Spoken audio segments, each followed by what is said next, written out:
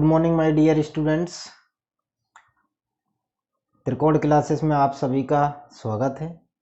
आज मैं आप लोगों के लिए एक नया टॉपिक लेकर आया हूं जो कि बहुत ही इम्पोर्टेंट टॉपिक है ज्योमेट्री पोर्शन से। और जैसा कि आप लोग देख भी पा रहे होंगे, geometric definition of circle topic है। सर्कल, इससे संबंधित सारी चीज़ों को हम लोग जानेंगे। जैसे कि हम लोगों ने ट्राइंगल के कंसेप्ट को सारा कवर किया है कि जिसमें vertices of triangle, sides of triangle, angle of triangles से लेकर के सभी प्रकार की चीज़ें, जैसे मीडियन हो गया, एल्टीट्यूड्स हो गया, angle bisector, perpendicular bisector. Centres के बारे में बात करें, जैसे ट्राइंगल के जो सेंटर होते हैं वो हैं, जैसे सेंट्रोइड हो गया, ऑर्थो सेंटर हो गया, इन सेंटर, सर्कम सेंटर, सभी प्रकार के सेंटर्स की बात की गई है। जैसे कोई भी टॉपिक नहीं छोड़ा गया है, वैसे ही सर्कल में भी हम लोग बहुत बेहतर तरीके से एक एक चीज़ को सीखते हुए आगे बढ़ेंगे। क्योंकि मेन चीज़ ये है कि जब क्वेश्चन आता है तो क्वेश्चन आने के बाद नहीं पता होता है कि इसमें करना क्या है, और वो रीजन क्या है कि हम उन वर्ड्स को पहचानते नहीं हैं। क्वेश्चन में आया सीकेंट, नहीं पता हमें क्या होता है। सेक्टर क्या होता है हम नहीं जानते हैं। सेक्टर और सेगमेंट में क्या डिफरेंस है, इस बात को नहीं समझ पाए हैं। तो ऐसी चीज़ों को हम लोग डिस्कस करेंगे, उन्हें पहचानेंगे, पहचानने के बाद फिर चलेंगे क्वेश्चन की तरफ। फिर देखेंगे कि एक लाइन में एक बार पढ़ेंगे, एक लाइन को एक बार पढ़ेंगे, माइंड पर क्लिक करेगा क्वेश्चन में किस प्रकार की बात की गई है। ओके, तो हम लोग टॉपिक को स्टार्ट करते हैं। सबसे पहले आते हैं डेफिनेशन ऑफ सर्कल पर। डेफिनेशन ऑफ सर्कल है, circle is the collection of the points which are equidistant from a fix point in the Cartesian plane and this fixed point is known as the center of the circle. Name of the circle is written as COR. ओहो, क्या important. देखो, अगर मैं कोई triangle बनाता हूं, नाम लिखा मैंने ABC, तो इस ट्राइंगल को मैथमेटिकली लिखने का कुछ इस प्रकार से आप लोगों को पता है कि ट्राइंगल का ऐसे साइन बनाते हैं, ट्राइंगल ABC लिखते हैं। वैसे ही अगर मैंने एक सर्कल बनाया और इस सर्कल का सेंटर O रहा, इसकी रेडियस R है, तो इस केस में इस सर्कल का नाम क्या होगा, सर्कल को कैसे लिखते हैं, तो COR। मतलब एक सर्कल जिसका सेंटर O है और रेडियस R सेंटीमीटर है, R यूनिट है। इस प्रकार से आप सर्कल का नोटेशन करेंगे। तो सबसे पहले हम लोग बात कर लेते हैं कि ये सर्कल है क्या और बना कैसे। ओके, सिंपल है, कार्टेशियन प्लेन है। ओके, इस कार्टेशियन प्लेन में ये सर्कल कैसे बना होगा। कार्टेशियन प्लेन जो है वो कलेक्शन ऑफ मैनी पॉइंट्स है।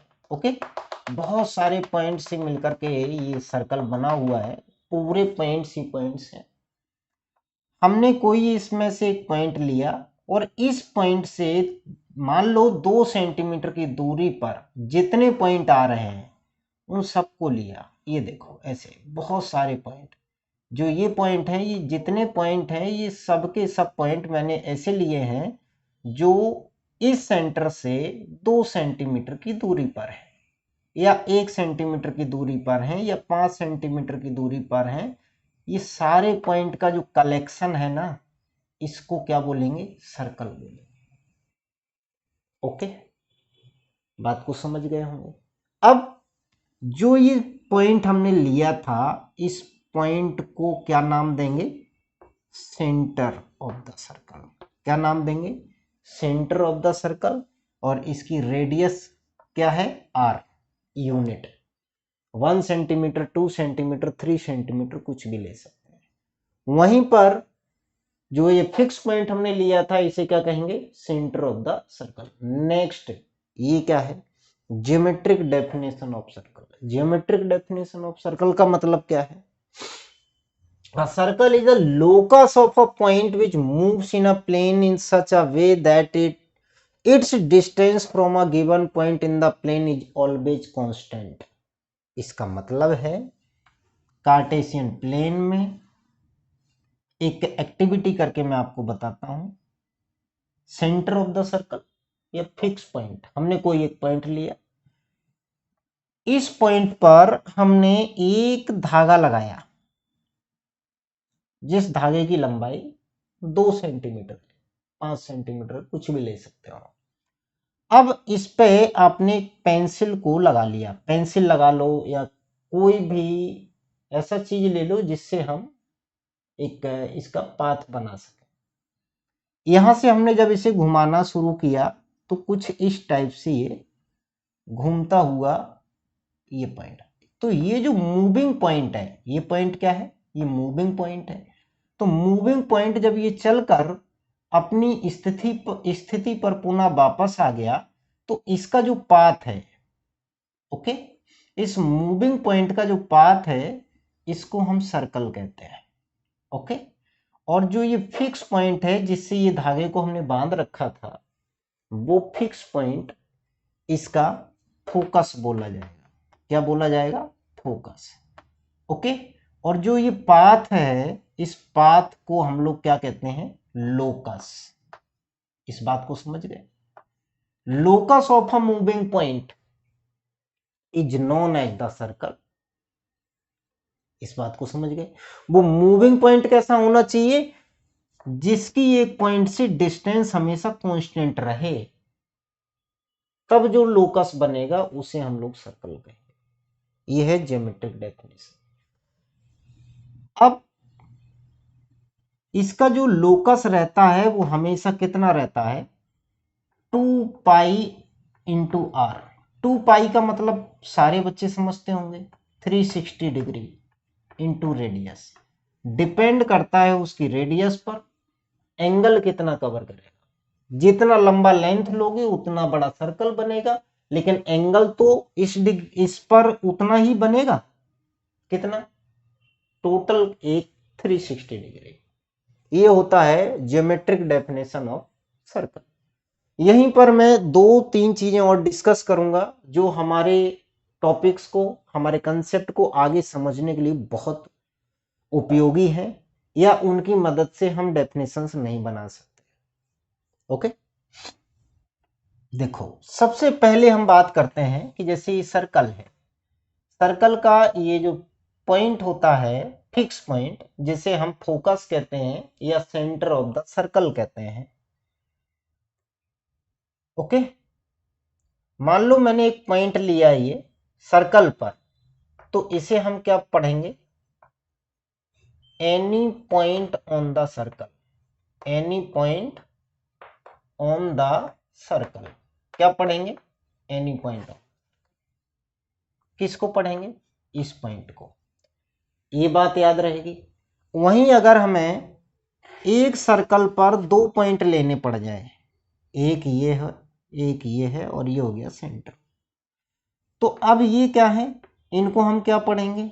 Any 2 point on the circle.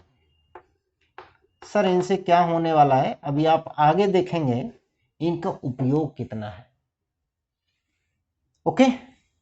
अब देखो, सर्कल के अंदर रेडियस होता है, डायमीटर होता है, सब लोग जानते हैं डेफिनेशन। वहीं अगर पूछ दिया जाए कि रेडियस का डेफिनेशन क्या है, तो रोना आ जाता है। मैं आपको सिखाऊंगा कि रेडियस का डेफिनेशन एक बार देखो, इसके बाद जिंदगी में आप कभी नहीं भूलने वाले हैं, ओके। देखो करते हैं। पहला पॉइंट हम लोग डिस्कस करेंगे रेडियस। क्या डिस्कस करते हैं? सर्कल हो गया, ये हो गया इसका सेंटर, और एक any point on the circle. अब देखो, इसे पहचानते हो, इसे कहते हैं लाइन, इसे क्या कहते हैं? रे, और इसे क्या कहते हैं? Line segment. क्या कहते हैं? Line segment. इतनी चीजें तो हम लोग समझते होंगे, okay. Line can be extended in both direction, इसलिए लाइन का मेजरमेंट नहीं कर सकते। एक क्वेश्चन आता है व्हाट इज पॉइंट, तो पॉइंट का कोई भी डेफिनेशन नहीं है। पॉइंट के बारे में कुछ फैक्ट्स हैं, वो फैक्ट्स क्या क्या हैं वो समझो। पहला फैक्ट है point is an imaginary thing, point जो है वो इमेजिनरी थिंग है। दूसरा चीज है कि पॉइंट का लेंथ, ब्रेथ और हाइट कुछ भी नहीं होता है। पॉइंट में ना तो लंबाई होती है, ना चौड़ाई होती है, ना ही ऊंचाई होती है। वहीं पर तीसरा जो फैक्ट है पॉइंट के बारे में, point can't be measured, point can't be measured, point को मापा नहीं जा सकता है। इस बात को समझ गए। वैसे ही लाइन को एक्सटेंड कर सकते हैं, अभी छोटा है फिर बड़ा कर सकते हैं। Line can't be measured, line को भी नहीं मापा जा सकता है। रे can be extended in one direction, रे को एक डायरेक्शन में बढ़ाया जा सकता है, इसलिए हम रे को भी नहीं माप सकते हैं। वहीं पर both end of the line segment are fix, so we can measure it, we can measure it, line segment can be measured, line segment को मापा जा सकता है। जितने भी हम शेप बनाएंगे, जितने भी फिगर बनाएंगे, ट्राइंगल बनाएंगे, क्वाड्रिलेटरल बनाएंगे, पेंटागन, हेक्सागन, ऑक्टागन, जितनी भी चीजें बनाएंगे वो सब बनने वाली हैं किससे, लाइन सेगमेंट से। Because all the point, yeah, both the point of the line segment are fixed, so we can measure, and the measurement of triangle, measurement of the sides we can take with the line segments. okay, इस बात को हम लोग समझ गए होंगे। तो अच्छा, अब ये देखो ये लाइन सेगमेंट है कि नहीं, आप लोग समझ पाए। यहां से आपका हर प्रकार के, हर ज्योमेट्री में, मतलब ज्योमेट्री को बिल्कुल इतने आसान तरीके से आप लोगों तक पहुंचाऊंगा कि आपको दोबारा से रटने की जरूरत नहीं पड़ेगी। जिंदगी में आपने अभी तक जो भी रटा है, रटने की जरूरत नहीं पड़ेगी, आप प्रॉपर तरीके से आंसर दे पाएंगे। देखो ये क्या है, लाइन सेगमेंट है। ओके, ये रेडियस है।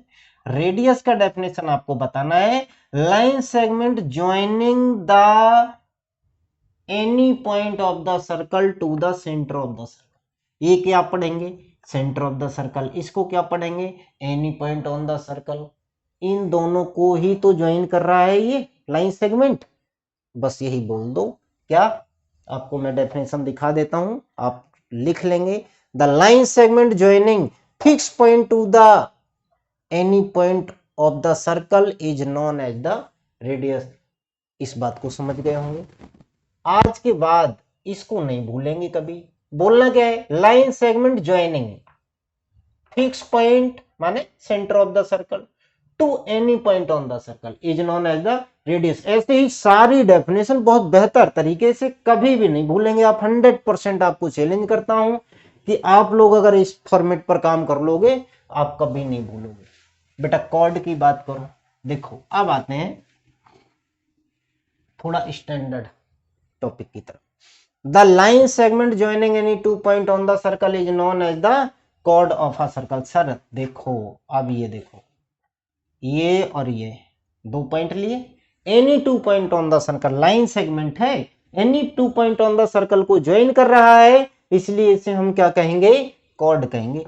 सर एक क्वेश्चन बस बता दो कि एक सर्कल है, उसके अंदर कितने रेडियस बनाए जा सकते हैं। एक सर्कल के अंदर कितने रेडियस बनाए जा सकते हैं, इनफाइनाइट। कितने, इनफाइनाइट रेडियस बनाए जा सकते हैं। एक सर्कल के अंदर कितने कॉर्ड बनाए जा सकते हैं, इनफाइनाइट नंबर ऑफ कॉर्ड्स बनाए जा सकते हैं, infinite number of chords. Sir एक चीज और देखनी है कि कॉर्ड के बारे में अगर जानकारी करोगे तो क्या होगा। जैसे ये देखो कॉर्ड बनाया, ये भी कॉर्ड बनाया, ये भी कॉर्ड। एक चीज देखी आपने क्या कि सेंटर से जितनी दूरी पर कॉर्ड बन रहा है, बात को समझ पा रहे हो, जितनी दूरी कॉर्ड बन रहा है उतना ही छोटा। जैसे ही पास आते जाएंगे कॉर्ड बड़ा होता जाएगा, और पास आ जाएंगे और बड़ा हो जाएगा, और पास आ जाएंगे कॉर्ड और बड़ा हो जाएगा। जब सेंटर पर आ जाएंगे तो लॉन्गेस्ट कॉर्ड हो जाता है। क्या होता है ये? Longest chord of the circle is known as the diameter of the circle. क्या बोला जाता है इसे? डायमीटर ऑफ द सर्कल बोला जाता है सर। अच्छा, ये डेफिनेशन तो आपने बहुत पहले से पढ़ी हुई थी, तो क्यों ना हम इस डेफिनेशन को भी बदलें और बहुत आसानी से उसे सीखें, प्रॉपर तरीके से लिखें। ओके, चलते हैं नेक्स्ट टॉपिक की तरफ। नेक्स्ट टॉपिक है डायमीटर ऑफ द सर्कल। ओहो सर, पहचान पाए इस चीज को? डायमीटर ऑफ द सर्कल की डेफिनेशन देखो, इस पर क्या है आप लोग देखेंगे, क्या लिखा है? A line segment joining any 2 point on the circle and passes through the center of the circle is known as the diameter। अभी तक क्या पता था? एक ही रटी रटाई definition, longest chord of the circle is known as the diameter, longest chord of the circle is known as the diameter। अब देखो proper तरीके से आप डेफिनेशन पर आओ। क्या? A line segment joining any 2 point on the circle and passes through the center of the circle या फिर fixed point of the circle is known as the diameter of the circle। अब देखो होता क्या है बेटा, ये देखो, यहां देखो, यहां से लेके इधर r है, इधर भी r है, तो डायमीटर इज इक्वल टू क्या हो गया? r प्लस r, तो d is equal to 2r। Okay, जोड़ने के बाद finally we can say 2 time of the radius. इसमें कोई बुराई? जो डायमीटर होता है वो रेडियस का दुगना होता है। पॉइंट है हमारा parts of circle. Parts of a circle, interior, exterior और सर्कल, ये क्या है इसको समझते हैं।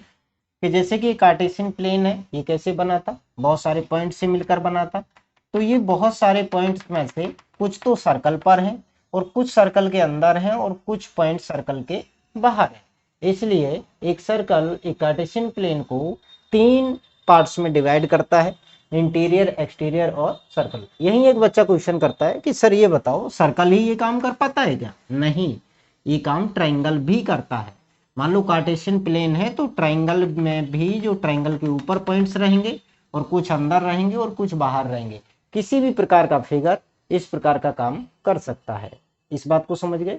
कोई भी क्वाड्रिलेटरल हो वो भी ऐसा ही करेगा, 3 पार्ट्स में ही डिवाइड कर पाएगा। ओके, नेक्स्ट है position of a point with respect to its radius या इट्स सर्कल। ओके, किसी भी पॉइंट की पोजीशन कैसे होती है? इसमें हमने 3 पॉइंट डाले हैं, OP less than radius, OP greater than radius, OP is equal to radius. Okay, तीनों सिचुएशन को देख लेते हैं। मैंने 3 सर्कल बनाए। ओके, इसका सेंटर, इसका सेंटर, इसका सेंटर, ये O है, सेंटर का नाम O है, ये रेडियस है R, ये रेडियस है R। तीनों में अभी तक कोई डिफरेंस नहीं है, इस बात को भी समझ गए होंगे, रेडियस R। अब क्या होता है कि अगर मैंने सर्कल के अंदर कोई एक पॉइंट लिया जिसको लिखा मैंने P और इसे ज्वाइन किया, तो स्वाभाविक रूप से हम देख पा रहे हैं कि OP की लेंथ रेडियस से कम है, तो इसको मैंने लिखा OP लेस देन रेडियस। अगर कहीं लिख कर आता है क्वेश्चन में कि OP जो है उसकी लेंथ रेडियस से कम है, तो इसका मतलब है कि वो पॉइंट सर्कल के अंदर लाई करेगा। नेक्स्ट टॉपिक पर अगर हम चलते हैं तो यहां पर जैसे हमने कोई पॉइंट अगर बाहर लिया होता, O को P से ज्वाइन किया, तो क्या होगा? OP greater then R। हम देख पा रहे हैं कि OP की लंबाई रेडियस से ज्यादा है, और रेडियस से अगर ज्यादा लंबाई है तो इसका मतलब है कि पॉइंट P लाई करेगा कहां पर? आउटसाइड ऑफ द सर्कल पर। वहीं पर अगर हम बात करते हैं कि कोई पॉइंट हमने जो लिया है वो इसकी सरकमफेरेंस पर ही ले लिया, अगर सरकमफेरेंस पर कोई पॉइंट ले लेते हैं तो इसका मतलब है कि OP का वैल्यू रेडियस के बराबर हो गया। Length of the OP is equal to the radius. इसका मतलब है कि वो पॉइंट सर्कल पर ही लाई करेगा। कोई भी पॉइंट या तो सर्कल के अंदर लाई करेगा या बाहर लाई करेगा या सर्कल पर लाई करेगा। ये तीनों चीजें हम लोग समझ पाए होंगे विधिवत तरीके से। आप इनका स्क्रीनशॉट ले सकते हैं या इनको प्रॉपर तरीके से अपनी कॉपी पर नोट्स बनाते जाइएगा, क्योंकि इनका सबका उपयोग देखने को मिलेगा। जितनी चीजें उपयोगी हैं आपकी परीक्षा की दृष्टि से उन सबको लिखा है। कॉम्पिटिटिव एग्जाम्स में आपके पास अगर कोई क्वेश्चन आता है, आप इन सब चीजों को समझते हैं, आप प्रॉपर तरीके से आंसर दे पाएंगे, ये मेरा वादा है। आगे चलते हैं। सर्कुलर डिस्क, इसके बारे में भी कई सारे क्वेश्चन पूछे जाते हैं। सर ये सर्कुलर डिस्क है क्या, इसके बारे में भी पता कर लेते हैं। सर्कुलर डिस्क क्या है? सर्कुलर जैसे कार्टेशियन प्लेन था ये, ओके, कार्टेशियन प्लेन में ये सर्कल है, तो सर्कल के ऊपर कुछ पॉइंट है, जो सर्कल बना है वो कलेक्शन ऑफ पॉइंट्स है, ओके, और सर्कल के अंदर वाले पॉइंट्स, ऐसे मान लो कि एक पिज्जा खाते हैं, गोल दिखाई देता है, ओके, उसके ऊपर बहुत सारे मटेरियल्स पड़े होते हैं, तो कुछ लुक लाइक ऐसे होता है। तो जो पिज्जा का शेप है वो एक सर्कुलर डिस्क की तरह ही है, ओके, इस बात को हम लोग समझ गए होंगे। और इससे क्वेश्चन भी बनकर आते हैं, और ये एक शब्द जो डाला गया है वो इसलिए डाला गया है कि आप लोग इसको आगे चल करके समझ पाए। नेक्स्ट आता है आर्क। आर्क क्या होता है? सभी लोगों ने पढ़ा था, सिंपल सी डेफिनेशन है, a continuous piece of the circle is called an arc of the circle. Sir ये क्या है कि जैसे कि मैंने ये सर्कल बनाया, सर्कल बनाने के बाद ये आप देख पा रहे हैं, ये इतना सा पीस है सर्कल का, ये आर्क हो गया। एक और पीस तैयार करते हैं, ये भी आर्क हो गया। ये पीस, जितने भी पीसेस ऑफ द सर्कल दिखते जाएं वो सब क्या बोले जाएंगे? Arc of the circle. अब यहीं पर क्या है कि अगर एक सर्कल को दो इक्वल आर्क्स में डिवाइड किया जाए, और ऐसा काम कौन कर सकता है? केवल डायमीटर ही काम कर सकता है, ओके। एक डायमीटर ने एक सर्कल को दो हिस्सों में डिवाइड कर दिया, दो आर्क में डिवाइड कर दिया, और दोनों इक्वल हैं, then each arc is known as the semi circle. यहीं पे मैंने सेमी सर्कल की डेफिनेशन को भी आपको एक्सप्लेन कर दिया है। और देखो, अगर एक सर्कल के दो हिस्से होते हैं, बराबर होते हैं, तो दोनों आर्क क्या बोले जाएंगे? सेमी सर्कल बोले जाएंगे। अगर दो हिस्से किए जाते हैं लेकिन डायमीटर नहीं करता, कॉर्ड करता है, ऐसा काम अगर कॉर्ड कर दे तो क्या होगा? देखो, अगर कॉर्ड ऐसा कर दे तो दो आर्क हो गए, एक ये छोटा आर्क और एक ये बड़ा आर्क। तो बड़े वाले आर्क को कहेंगे मेजर आर्क, और छोटे वाले आर्क को कहेंगे माइनर आर्क। इस बात को भी समझ गए होंगे। मेजर आर्क क्या है, माइनर आर्क क्या है, इनकी डेफिनेशन आप नोट करना चाहें तो मैं आपको दिखा देता हूं, स्क्रीनशॉट ले लीजिएगा। सेमी सर्कल का डेफिनेशन ये रहा है, इसको आप नोट कर लीजिएगा। नेक्स्ट है सेंट्रल एंगल, ठीक है। और आगे चल करके हम लोग जो डिस्कस करेंगे वो माइनर आर्क, मेजर आर्क वगैरह, इनको भी डिस्कस करेंगे, ठीक है। सेमी सर्कल का डेफिनेशन ये हो गया। नेक्स्ट हम लोग बात करेंगे सेंट्रल एंगल। इसका भी, ये जो वर्ड है इसका भी बड़ा यूज होता है किसमें? सर्कल के अंदर। और सारी इंपॉर्टेंट चीजें ली गई हैं, थ्योरी बेस ये लेक्चर हम तैयार कर रहे हैं ताकि आप लोग सर्कल में आने वाले शब्दों को भली भांति पहचान सकें, ओके। तो देखो, सेंट्रल एंगल क्या होता है? जैसे कि ये सर्कल है और सर्कल का ये सेंटर है, ओके। इस सेंटर पर दो रेडियाई बना ली, इनके बीच में जो एंगल होगा इसे सेंट्रल एंगल कहेंगे, ओके। अच्छा सर, अगर इसे हटा करके ये वाला एंगल अगर आप चाहते हैं तो ये भी तो दो रेडियस के बीच में है, बिल्कुल है।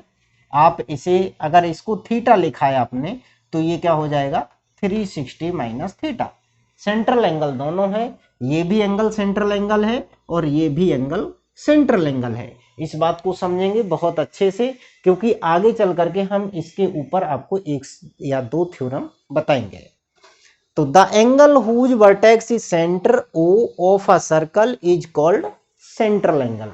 एक ऐसा एंगल जिसका जो वर्टेक्स है वो क्या होगा? सेंटर ऑफ द सर्कल अगर है तो उसे सेंट्रल एंगल कहेंगे। Concentric circle, sir concentric circle का मतलब क्या होता है? कोसेंट्रिक सर्कल का मतलब होता है कि एक सेंटर हो और बहुत सारे सर्कल हो सकते हैं, दो सर्कल भी हो सकते हैं, तीन भी हो सकते हैं। जैसे कि एक सर्कल ये बनाया हमने, ओके, एक सर्कल और बनाया, एक सर्कल और बनाया। तो ये जो सर्कल हम बना रहे हैं इन सब का सेंटर एक है, इसकी रेडियस r1 है, इसकी रेडियस r2 है, इसकी रेडियस r3 है। क्या देख रहे हैं हमने देखा कि सर सेंटर एक है और रेडियस अलग अलग है। तो यही चीज लिखी है, the circles having same centre but the different radii are said to be concentric circle. Concentric पढ़ते हैं, एन इसमें साइलेंट होता है। आगे चलते हैं, सेगमेंट ऑफ द सर्कल। बेटा सेगमेंट ऑफ द सर्कल की जब बात आ जाती है तो कहीं ना कहीं फिर हमें वापस एक बार कॉर्ड को समझना होगा। अगर कोई सर्कल एक कॉर्ड से डिवाइड करता है, एक सर्कल जो होता है, ठीक है, उसमें एक कॉर्ड बनाया। अब इस कॉर्ड की वजह से सर्कल के एरिया के दो टुकड़े हो गए हैं। एक तो जो मैं शेड कर रहा हूं ये, और एक जो ब्लैंक दिख रहा है वो। इसमें छोटा वाला जो एरिया ये इतना हमने लिया है, ये इतना एरिया, इसको हम लोग क्या कहेंगे, सेगमेंट। क्या कहेंगे, सेगमेंट। ठीक है, और जो ऊपर वाला है ये भी सेगमेंट। ओके, इसको कहेंगे मेजर सेगमेंट।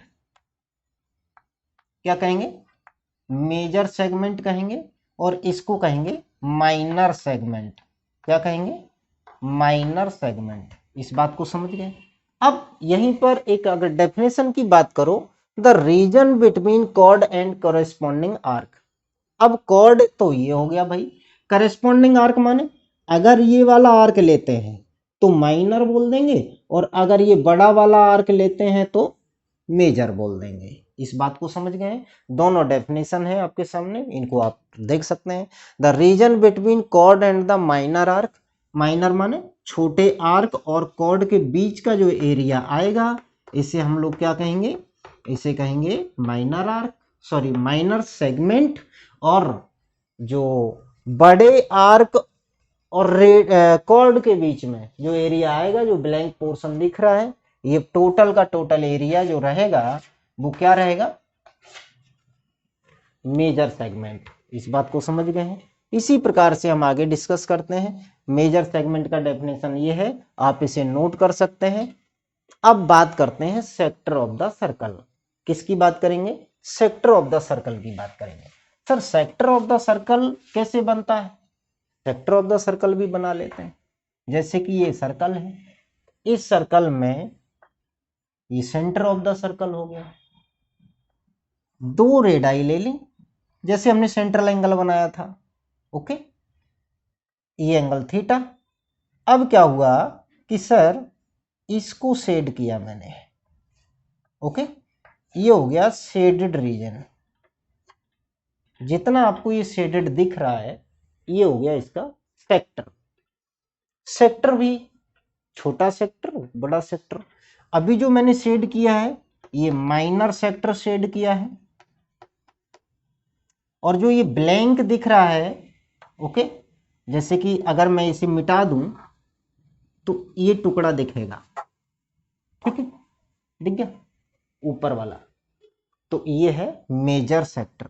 क्या है, ये है मेजर सेक्टर। डेफिनेशन का क्या है, किसने बनाया, अगर हम छोटा वाला आर्क ले लें और दोनों रेडाई के बीच का एरिया ले लें, ठीक है, दोनों रेडाई के बीच का एरिया ले लिया तो हमने क्या बनाया, माइनर सेक्टर बनाया। वहीं पर दोनों रेडाई ले लें और बड़ा वाला आर्क ले लें, इनके बीच में जो एरिया बचेगा उसे क्या कहेंगे, मेजर सेक्टर कहेंगे। देखते हैं डेफिनेशन सेक्टर की। The region between two radii and the corresponding arc is known as the sector of the circle. Corresponding arc क्यों बोला गया है, मेजर बताना है या माइनर बताना है, डिपेंड करेगा। माइनर सेक्टर में क्या होता है आपको बता दिया है कि छोटा वाला आर्क और दो रेडाई के बीच का एरिया जो रहेगा उसे हम माइनर सेक्टर कहेंगे। और वहीं पर मेजर सेक्टर का भी डेफिनेशन आप लोग देख लेंगे। क्या, the region between two radii and major arc. Major arc माने बड़ा वाला आर्क ले लिया, इस बात को हम लोग समझ गए होंगे। ओके, आप लोगों को अगर आप फिगर के बेस काम कर रहे हैं तो ये डेफिनेशन रटने की जरूरत नहीं पड़ेगी। कैसे समझना है, ये आया किस किस के बीच में, दो रेडाई और माइनर आर्क के बीच में, बहुत इजीली समझ पाएंगे। मैं गारंटी से बोल रहा हूं, इतने अच्छे से यूट्यूब पर आप लोगों को एक्सप्लेनेशन नहीं मिलेगी एक ही वीडियो में सारा सब कुछ। ओके, चलते हैं। साइक्लिक कोऑर्डिनेटर, सर ये क्या है? साइक्लिक कोऑर्डिनेटर की भी बात करते हैं। कोऑर्डिनेटर तो पढ़ा है हमने, है ना, जिसकी 4 साइड होती हैं, पॉलीगन का एक पार्ट। इसमें क्या होता है कि जैसे कि एक सर्कल है और सर्कल पर कोई भी कहीं भी 4 पॉइंट ले लो, एनीवेयर, ओके, कहीं पर भी अगर इनको आप ज्वाइन कराते हैं, ओके, तो इनसे बनता है क्वाड्रिलेटरल। और ये जो क्वाड्रिलेटरल बन के तैयार होगा इसका नाम होगा साइक्लिक क्वाड्रिलेटरल। इसमें कंडीशन होती है क्या, if sum of a pair of opposite angles of quadrilateral is 180 degree then the quadrilateral is known as the cyclic quadrilateral। क्या, ये वाला एंगल और ये वाला एंगल, इन दोनों को जोड़कर कितना आता है, 180 डिग्री। ओके, इन दोनों को जोड़कर कितना आता है, 180 डिग्री। ये वाला एंगल और ये वाला एंगल जोड़ोगे तो कितना, 180 डिग्री आना चाहिए। अपोजिट एंगल का सम 180 डिग्री होगा तो साइक्लिक क्वाड्रिलेटरल बोलेंगे।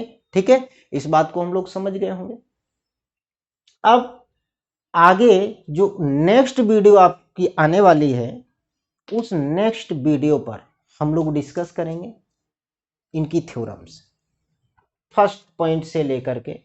हमने इस पर बहुत सारे पॉइंट ऐसे डाले हैं जो कि थ्योरम से संबंधित हैं, और इंपॉर्टेंट चीज़ें जितनी भी हो सकती हैं सारी चीज़ों को मैं डिस्कस करूंगा आप लोगों के साथ। और वहीं पर जैसे कि आपको इसमें डेफिनेशंस जो बताई गई हैं इनको बना करके सीखोगे, रटना नहीं है।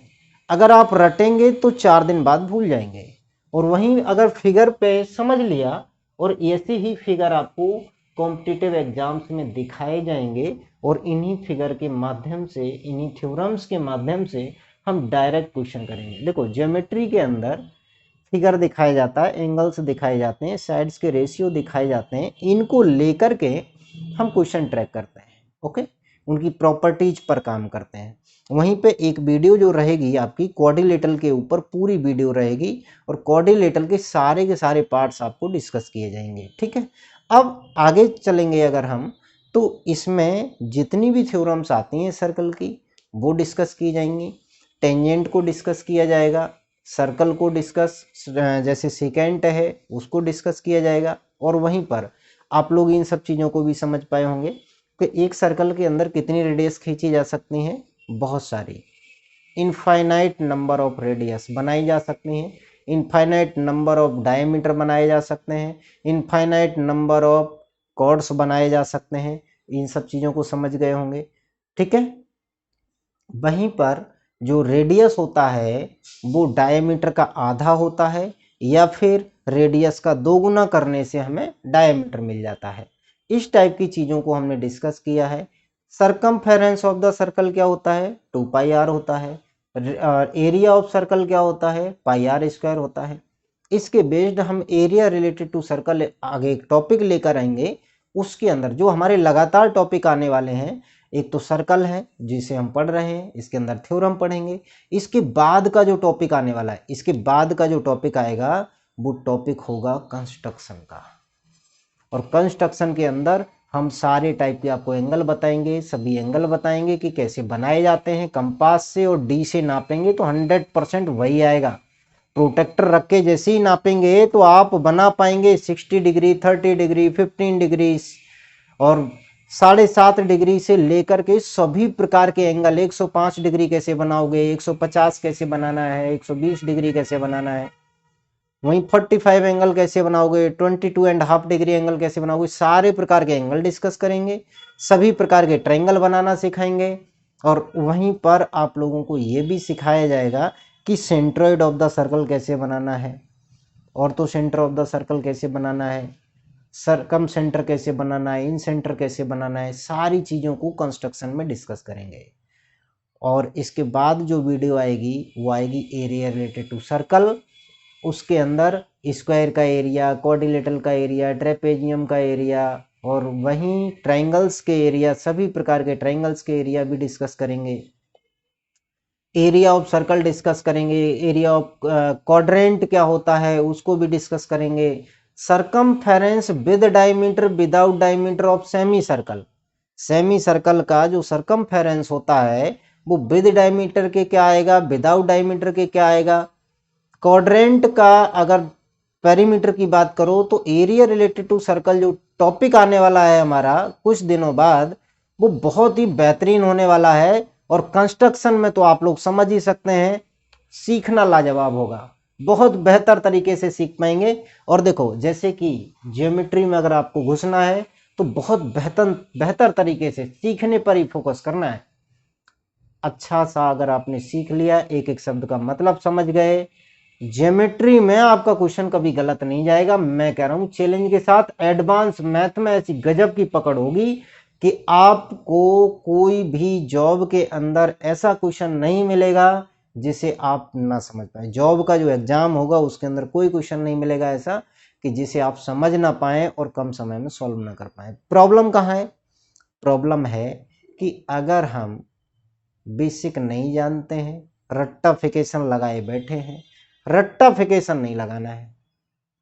कितने दिन लगा लोगे? 4 दिन बाद खुद ही भूल जाते हैं खुद की पढ़ी हुई चीजें, अगर रट्टाफिकेशन से काम करोगे।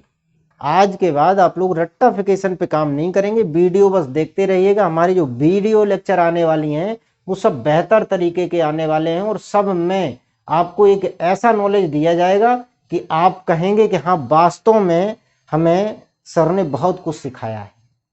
जितना आप कोचिंग इंस्टीट्यूट और बड़े बड़े अमाउंट को देने के बाद नहीं सीख सकते हो, उतना यहाँ पर यूट्यूब चैनल पर मेरे पे आप फ्री ऑफ कॉस्ट सीख पाएंगे।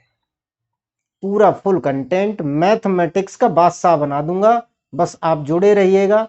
और जितने भी क्वेश्चंस हैं, जितने भी डेफिनेशंस हैं, जितने भी वर्ड्स आ रहे हैं मैथमेटिकली, आप उनको प्रैक्टिकली हैंडल करो, प्रैक्टिकली सीखिए। बाकी का मिलते हैं नेक्स्ट वीडियो में। Thanks for watching this video, take care, bye bye. हाँ, और अगर आपने चैनल को सब्सक्राइब नहीं किया है तो चैनल को सब्सक्राइब जरूर करें और बेल आइकन भी प्रेस कर दें। अगर आप बेल आइकन प्रेस नहीं करते हैं तो हो सकता है कि मेरी कोई वीडियो मिस कर दें, है ना। बेल आइकन जरूर प्रेस कर लें ताकि नेक्स्ट आने वाली वीडियोज आपको सबसे पहले मिल सके, सबसे पहले आप उस कंसेप्ट को कवर कर पाए। Thanks for watching this video. Bye. Take care.